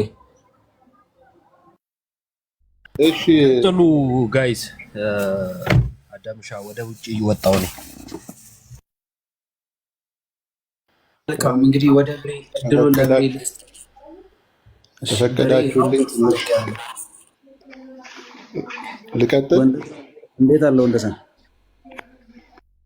እግዚአብሔር ይመስገን ሰላም ነን፣ ደህና ነን አለ። እግዚአብሔር ይመስገን። ከየት ቤተ እምነት ነህ? ከፕሮቴስታንት እምነት ነው። እሺ የት ነው ህብረት የምታደርገው? ምናልባት ከቻልክ። ትንሣኤ ሙላት ቤተክርስቲያን ትባላለች። መልካም እንግዲህ ዛሬ እሺ ጥሩ። ዛሬ በጌታ ስጋና ደም ላይ ነው እያወራን ያለ ነው። የጌታ ስጋና ደም እውነተኛ ነው ብለህ ታምናለህ? አዎ በደንብ ነው ማምነው። ኦኬ። ስለዚህ ሰው የጌታን ስጋና ደም ባይቀበል የዘላለም ሕይወት ይኖረዋል? አይ አሁን ይኸውልህ አንዳንድ ጥያቄዎች መሰረታዊ ነገሮችን ይለቁና መሀል ላይ የሚገቡ ጥያቄዎች ትክክለኛ ስዕሉን አይነግሩንም። እሺ ቆይ፣ የጌታን ስጋና ደም የሚወስዱ ሰዎች እነማን ነበሩ? እኔ የምልህ የጌታ ስጋ ቆይ ይቅርታ አድርግልኝና ፋሲካ የተጀመረው የፋሲካ ስርዓት የተጀመረው በጌታ ስቅለት ጊዜ ነው ወይስ ከኬት ጀምሮ ነው የሚለውን ማጥናት ያስፈልጋል። የፋሲካ በዓል የቆየ ነው። አሁን የፋሲካ በዓል ከእስራኤል ልጆች ከግብፅ መውጣት ጋር የሚገናኘው የፋሲካ በዓል ባይዞ የቂጣ በዓል ነው እሱ። አሁን እኔ ግን እየጠየቅኩ ያለሁት ይሄ ከጌታ አንጻር እኮ አይደለም። ጳውሎስ ያለውን ነው። ፋሲካችን ክርስቶስ ታርዷልና ነው የሚለው። ፋሲካችን ልብ በል። ፋሲካ ማለት ነው ወንድማችን። አዲስ ስርዓት ይዞ አልመጣም ጌታ። የነበረውን ነው፣ እንደ ጥላ ሲያገለግል የነበረውን ነው። ሰብከን ከሆነ ግን ይከብዳል። አንዴ ተረጋጋ። ፋሲካ ማለት ነው።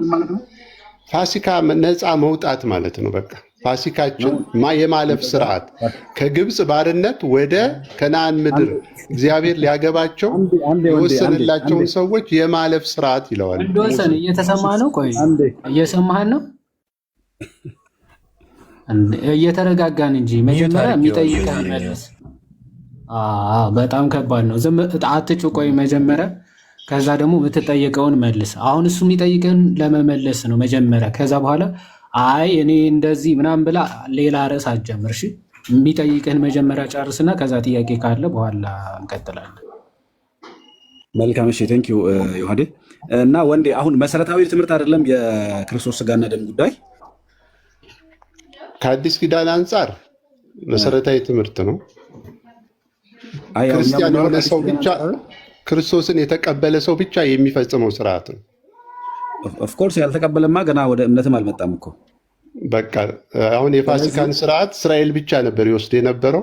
አዲስ ኪዳን ደግሞ ክርስቶስን ጌታ አድርጎ የተቀበለ ብቻ የሚወስዱ ስርዓት። ገባኝ። እሺ ጥሩ አመሰግናለሁ። እኔ የምልህ አሁን ተመልከት። አሁን ይህን ጥያቄ ስጠይቅህ የምንቀበለው ጽዋውና ህብስቱ እውነተኛ የጌታ ስጋና ደም ነው ብለህ ታምናለህ ወይ ስለ አዎ ብለኸኛል አይደል? እውነተኛ ማለት እንዴት ነው? ምን ማለት ህብረት እኮ ማለት ከክርስቶስ ደም ጋር ህብረት ያለው አይደለምን? ስጋውስ ከክርስቶስ ስጋ ቂጣውስ ከክርስቶስ ስጋ ጋር ህብረት ያለው አይደለምን ብሎ ነው የሚያስረዳው ጳውሎስ። ስለዚህ ህብረት ማለት አንድነት ማለት ነው። ወንደሰን አይ አንተ የምታውቃቸውን ሀሳቦች ሁሉ ንገረኝ እኮ አላልኩም። አም አስኪንግ ዩ ቨሪ ሲምፕል ኮስችን አይደል? እየጠየቅኩ ላለሁት እኮ የስ ኦር ኖ መልስ ነው ልሰጥ የሚገባው ማለት ነው። የጌታ ስጋና ደም እውነተኛ ህብስቱ እውነተኛ የጌታ ስጋ፣ ወይኑ እውነተኛ የጌታ ደም ነው ብለህ ታምናለህ ወይ? አሁን ምሳሌ ነው ወይስ እውነተኛ ብለህ ነው የምታምነው? እውነተኛ ማለት እኮ እንዲህ ነው። በጣም የምትገርሙ ናቸው። እውነተኛው ክርስቶስ እኮ ወደ ሰማይ አድርጓል። የእሱን ስጋ እየቆረሰ አበላቸው እንደ ለደቀ መዛሙርቱ ቂጣና ጽዋ እኮ ነው የሰጣቸው። ይሄንን ለመታሰቢያ ያድርጉት ነው ያለው። እሺ የማቴዎስ ወንጌል 26 አውጣ እስኪ አንዴ። ይመቻል? ግዴ ለማንብልኝ እኔ ሞባይል ስለያዝኩ ላወጣ ስል ከዚህ እወጣለሁ። እሺ መልካም ላንብብልህ። ሲበሉም ኢየሱስ እንጀራን አንስቶ ባረከ፣ ቆርሶም ለደቀ መዛሙርቱ ሰጠና እንካችሁ ብሉ፣ ይህ ስጋዬ ነው አለ ይላል። አሜን። ያንን ህብስቱ ምን አላቸው? እንጀራው ምን አላቸው? ይህ ስጋዬ ነው። ስለዚህ እንጀራው ምኑ ነው? የኢየሱስን ስጋ ተክቷል ማለት ነው። ምኑ ነው አለ ጌታ? ምን ነው አለ? መተካት እኮ ነው እንዴ! ግልጽ እኮ ነው የኔ ወንድም። እንጀራው ይህ ስጋዬ ነው አላቸው ይላል። ስለዚህ ያ የሚቆረሰው እንጀራ የክርስቶስን ስጋ ተክቷል ማለት ነው። እንጀራው ስጋው ነው አይደለም? ተክቷል። መተካት ነው እንዴ! ግልጽ እኮ ነው። አሁን አንተ ሽሮ አቅርቤልህ ይህ ስጋ ነው ብላ ብልህ እንዴት ነው ትቀበላለህ እንዴ? መተካት ማለት እሱን ይተካል። እንጀራው የክርስቶስን ስጋ ይተካል ማለት ነው። የአንተ ቃል ነው የጌታ ቃል ነው የሚታመነው ወንድማችን። አሁን ሲምፕል ሎጂክ ነው የምታነሳልኝ። ሎጂክ ሳይሆን እያወራው ያለሁት ጌታ ይሄ ስጋዬ ነው ብሏል አላለም? ብሏል። ስለዚህ የጌታ ቃል የታመነ ነው አይደለም? ከዛ ምን አለ? ይህን ለመታሰቢያ ያድርጉት አላለም? እሱማ ቀጥለን እናወራለን እኮ። ግን ብሏል አላለም? ስጋዬ ነው ብሏል አላለም? ብሏል። ስለዚህ ጌታ ምን አለ? ይህ ስጋዬ ነው ካለ አሜን ስጋው ነው ብለህ መቀበል ነው ያለብህ፣ ወይንስ ደግሞ አይ ስጋው አይደለም ማለት ነው ያለብህ? አይደለም ስጋው ነው ብዬ ነው እንጂ የምቀበለው። የአምልኮታዊ ስርዓት እኮ ነው እየተፈጸመ ያለው። ስለዚህ ስጋው ነው ብለህ ትቀበላለህ? አዎ። ቅድም እኮ ታዲያ እንዴት ነው ሳክ እኮ እውነተኛ አይደለም ብለህ አይደለም። ይኸውልህ በደንብ ስማኝ። አንድን ነገር የሆነ ነገርን ተክቶ ሲቀርብ ያንን ነገር አዎ ብዬ ነው የምቀበለው። ይሄ እንጀራ ስጋዬ ነው ካለ በቃ ይሄ እንጀራ በክርስቶስ ስጋ ተተክቷል ማለት ነው። ተተክቷል እያልኩ አይደለም እኔ ተተክቷል አለ ጌታ ራሱ አንስቶ ምን አለ? እየሰጣቸው የሚሰጣቸውን ይህ ስጋዬ ነው አላቸው አይደል? ኦኬ እንግዲህ መረዳታችን ይለያያል ማለት ነው። የቀረበው እንጀራ የቀረበው ህብስት ነው። በቃ ሪያሊቲውን መቀየር አትችልም። የቀረበው ጽዋ ነው። ግን ወንድማችን ደሙን ይተካል ስጋውን ይተካል ካልከኝ እንስማማለን። ወንደሰን ምን ነው ስለምን መተካት ነው የምታወራው? ስለመተካት አላወራሁም እኔ። ጌታ ግን ይህ ስጋዬ ነው ሲል ምን እያለ ነው? እሺ አንተ ንገረኝ እስኪ ምን እያለ ነው ይህ ስጋዬ ነው ሲል?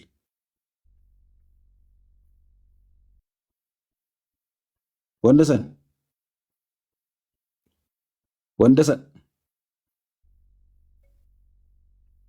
አይ ቲንክ እያወራ ከሆነ ሚዩት ነህ። ኦኬ ፋሲካችንን የምንበላበት ቦታ አሰናዱ ብሎ አዘዛቸው። ቆይ ልንገርህ በእናትህ። ከዛ ብራዘር እንትንም አትመናፈስ እንዴ። እኔ እኮ ታሪክ ንገረኝ እያልኩ አይደለም። እሱን ታሪክ ልነግርህ እችላለሁ። ይኸውልህ ቂጣውንም አንስቶ እኮ ነው የሚለው። ይኸውልህ ቂጣውንም አንስቶ ይህ ስጋዬ ነው እንካችሁ ብሉት አላቸው ይላል። ምኑን አንስቶ? ቂጣውን ነው የሚለው። ልብ በል እንጀራውን ወይም ቂጣውን ነው የሚለው።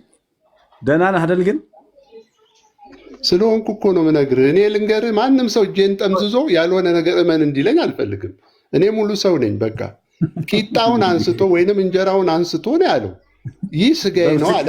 በቃ በብስጭት ነው እንደገባኸው ወንደሰን። ዋው አሜን። የለመደ ህዝብ መካከል መስበክ ይቻላል፣ ግን እውነትን ውሸት በሚል ሰው ግን መደራደር አይቻልም። ተመናፈስክ፣ በጣም ተመጻደክ ብሎ መመናፈስ እኮ አይደለም። ይኸውልህ እኔ ያልኩትን ካልከኝ ብሬ ይቅርታና አሚን የለመደን ያልከው ወንደሰን፣ ለሁሉም ነገር አሜን የለመደ ሰው መሀል መስበክ ለምዳችሁ ሁሉም አሜን እንዲላችሁ ትፈልጋላችሁ። ኢዝ ሮንግ፣ ትክክል አይደለም። የሚሞግታችሁን ሰው አቅጣጫ የሚያሳያችሁን ሰው ትለፈልግ እየሰማ ሲጀመር አቅጣጫ ልታሳየን አይደለም የገባኸው። ፕሮቴስታንት ነህ፣ እኛ ክርስቲያኖች ነን፣ ኦርቶዶክሳውያን ነን። ያለንን የትምህርት ልዩነት ልናወራበት እንጂ አንተ ልታስተምረን በፍጹም አይደለም። አንተ ማስተማር እንደማትችል ለማሳየት አንድ ነገር ብቻ ነው። የጌታ ስጋና ደም እውነተኛ አይደለም ብለህ ታምናለህ አንተ። የጌታ ስጋና ደምማ እውነተኛ ሆኖ በመስቀል ላይ የዛሬ 2000 ዓመት ለሰው ልጆች ቤዛ ሆኖ የታረደ በግ ነው። እነሆ የዓለምን ኃጢአት ህይወት ይሰጣል ብለህ ታምናለህ? አሁን ህይወት ይሰጣል ብለህ ታምናለህ? አሁን እንዴ ያለ እርሱ ምን ህይወት አለን? የእስራኤል ተስፋ እኮ በየዓመቱ የሚያድጉት በግ ነበር። አሁን ደግሞ ለሰው ልጆች ተስፋ የክርስቶስ ደምና ስጋ ነው። አይሰማህም? ሌላ ነገር አትቀጥል። አንዴ በቃ እሺ ካልኩ አቁም ማለት ነው። ተግባብተናል ማለት ነው እንጂ ዝም ብለህ ማውራት አለብህ ማለት አይደለም። እንዴት ነው በየአዳራሹ መጮህ የለመደ እንትን በቃ ውይይት ላይ ከባድ ነው የሚሆነው። እሺ አንዴ ተመለስቶ ነው። ከዛ አንተ እንዴት ለኛ እሱ እስኪመጣ ግን የኔ ድምጽ ይሰማል መምከርም እንደማትችል አሳይሃለሁ ወይ? ያው ትሰማለህ ተሙሻ። በጣም ጥሩ። አይቀድም ላይ ኮል ሄድለት ብዬ እኮ አቃተኝ ድምጽ ያልሰማ ሲል ይቀጥል ይሁን። እሺ ቆይ ተመለሰ ወንደሰን። ጥሩ ነው። የጌታ ስጋና ደም እውነተኛ ብሎ ማመኑ ቆንጆ ነው። ስማ ድምፁ ይጨምረው። የኛ እንትን በጣም ቀንሶ ነው መሰለኝ የሚያወራው። ብጮ አይሰማም። ድምፁ ሲጨርስ ነው የሚሰማ። ቼክ የሚያደርግ እያወራ ነው እንደ ይላል ማለት አላችሁ እንደ እንዳይለን ሞዴሬተር እንተምስታይ እንኳን ሞዴሬተር ልሰጥ የኔን ቪዲዮ ለማጥፋት ራሱ ኔትወርክ እምቢ ብሎኛል። የሚችል ሰው የለም ማጥፋት የሚችል እሞክራ ቪዲዮ አብርቻለሁ። እናንተ ጋር እብሬ እንቀሳቀሳለሁ እንቀሳቀሳለሁ። እግዚአብሔር ላጠፋው ብል ራሱ እምቢ ብሎኝ እኮ ነው። አረ ግን ሊያስተምር ነው የገባው ባይዞ እና የሆነ ሊነገረን ምናምን የገባው ዲቴል አይነት ነገር የለም። በቃ እሱ ያለውን መረዳት እሱ የሚያውቀውን ጥቅሶች እንዳለ እንትን ስማ ዮሐዴ ግቢ ያለን መምህር ተሾመ የሚባሉ ነበሩ እና እንትን ይላሉ። የሆነ ሰው ተማሪ ድንገት ተሳስቶ የሆነ ጥቅስ ከጠቀሰባቸው ማለት ነው በእውነት እኔ አሁን ይሄን አላውቀውም ይላሉ።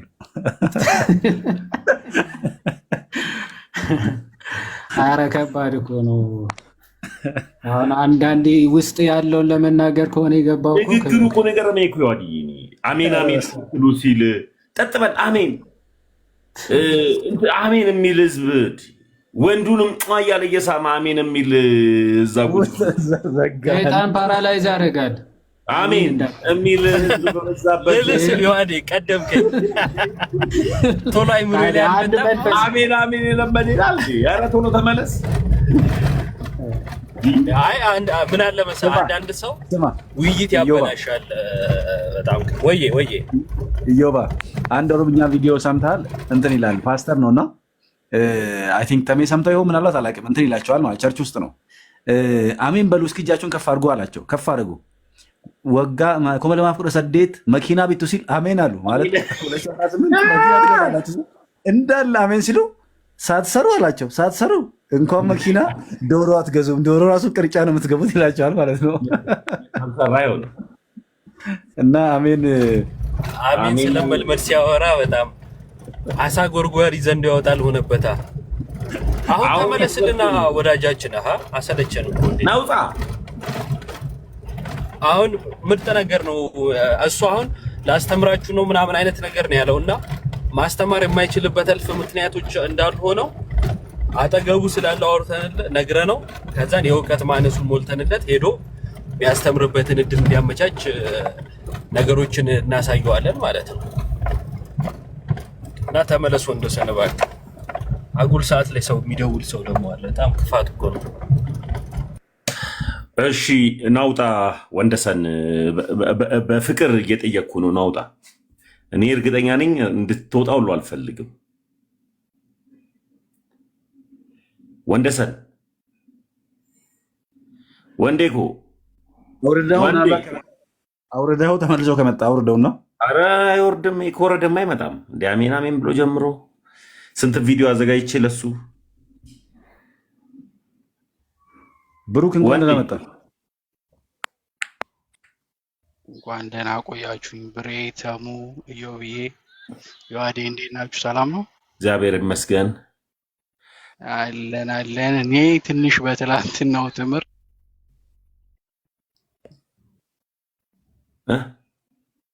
ትና አዲስ ቴዎሎጂ ተሰጠውና ሰምታችሁት ከነበረ ትላንትና ዶክትሪን ቀነስ ፍቅር ጨመር ምናምን የሚለው ድጋሚ ተደገመ። ትናንትና ቴዎሎጂያችንን ቀንሰን የጌታ እራት ዝም ብለን መቀበል ነው በጸሎት እያሉ እንግዲህ የካህኑን አውቶሪቲ ራሳቸው እየወሰዱ ነው። ያው በጸሎት የጌታ ስጋና ደም ከኃጢአት ምንድነው ከኃጢአት ያድነናል የሚለውን እነሱ ዝም ብለው ሊቀይሩት ፈልጓል ወደ ሲምቦል በጸሎት ማለት ነው። ትናንትና ብዙ ቴዎሎጂ ተሰርቶ ነው የተወጣው። ትምህርታቸውን እንገልጻለን ብለው ገብተው ቴዎሎጂውን እንግዲህ ማናውቀው አዲስ ቴዎሎጂ ተሰርቶ ነው የተወጣውና በዛ ላይ አንዳንድ ነገር ብትሉበት ጥሩ ነው። በተለይ ኤቢ እንዲህ ሲል ነበረ ሄደን ሉትራኖች ጋር ያው መካፈል እንችላለን አይነት ስታፍ እና ደግሞ በጸሎት ዝም ብላችሁ በጸሎት ቴዎሎጂውን ጭራሽ አታስቡት፣ ቴዎሎጂ ችግር የለውም እያለ ትምህርቱ ችግር የለውም እያለ ነበር ሲናገር የነበረው እና ካህናቱ ባርከው የሰጡንን ስጋና ደም እነሱ በጸሎት ያው ሲምቦል ሊያደርጉት ማለት ነው። ለኃጢአት የተባለውን እነሱ ሲምቦል ሊያደርጉት ነው እና በዚህ ላይ አስተያየት ብትሰጡ ደስ ይለኛል። ጥሩ ነው ብዬ አስባለሁ። ዮሐዴ ከቻላችሁ ቅድም ከኢዮባ ጋር እዛ ላይ እዚሁ ሀሳብ ላይ ሄደንበት ነበረ፣ ግን ዮሐዴ ሂድበት ሀሳቡ ላይ ምን አልከኝ? ተሙዬ ተቆራርጦብኝ ነበረ፣ ሀሳቡን አልሰማሁትም። ሉተራውያን ጋር ሄደን ዶክትሪን ቀንሰን ችግር የለውም እነሱ ለመዳን ብለው የሰጡንን እኛ ደግሞ ሲምፖል አድርገን ጸልየን እንደገና መቀበል እንችላለን ብሎ አስቦ ነበር እና እዚሁ ሀሳብ ላይ ያም ልጅ ሲናገር ነበር። ማን ነው ይሄ ቢኒያም የሚሉትን ባለጌ ልጅም ነበረ ካስታወስክ። ቢኒያም ታሙ ሰምተው ከሆነ አንድ ልጅ እዚህ እናንተ ጋር ገብቶ የነበረው ቡጃ ነው ምናምን የሚባለው የጌታ ስጋና ደም ሕይወት ይሰጣል ብለህ ትቀበላለህ ወይ ተብሎ ሲባል ኧረ እኔ አልቀበልም እንደዛ ብዬ አልቀበልም ነው ያለው። ምን ያህል በዚህ ጋር ሲጠግኑት በዛ ጋር የሚያፈስ ቴዎሎጂ እንዳላቸው እዛ ደግሞ ዝም ብላችሁ ተቀብሉ ይላሉ። እነሱ ደግሞ ትናንትና ቀኑ ሙሉ ሲያስተምሩ የነበረው ዝም ብለን መካፈል እንችላለን እያሉ ነበር ሲያስተምሩ የነበሩት እና የነሱ ቴዎሎጂያን የሚያስተምሩት ሌላ ነው፣ ምድር ላይ ያለው ሌላ ነው። ልክ አዚፍ እኛን ሁል ጊዜ እንደሚከሱት አይነት ማለት ነው። ምድር ላይ ያለች ኦርቶዶክስ ሌላ ነች ምናምን፣ እነሱ ደግሞ ሶኮልድ ቴዎሎጂያን ብለው የሚጠሩትና የምድር ላይ ያሉት ጭራሽ መግባባት አልቻሉ እና በዚህ ላይ አስተያየት ቢሰጥበት ጥሩ ነው። እንግዲህ እስካሁን ገብተው የተጠየቁት ልጆች ሰምታችኋቸው ከሆነ ብዙዎቹ የጌታ ስጋና ደምን ከኃጢአት ያድናል ብሎ አይቀበሉም እና ከዛ አንጻር እንዴት ይታያል? የትላንትናውን ሰምታችሁትም ከሆነ ብዙ ነገር ማይባል ብዙ ነገር ሲባል ነበረ። አባቶችም ብዙ ሲጠቀሱ ነበር፣ ግን ምን ይላሉ የሚለው ምንም ጨራሽ። እንደውም ትላንትና እነ ሚኪና አዳምዬ ጥሩ አድርገው ማብራሪያ ሲሰጡበት ነበርና ትንሽ ብትሉበት እናንተም አሪፍ ነው በዚህ ላይ። እሺ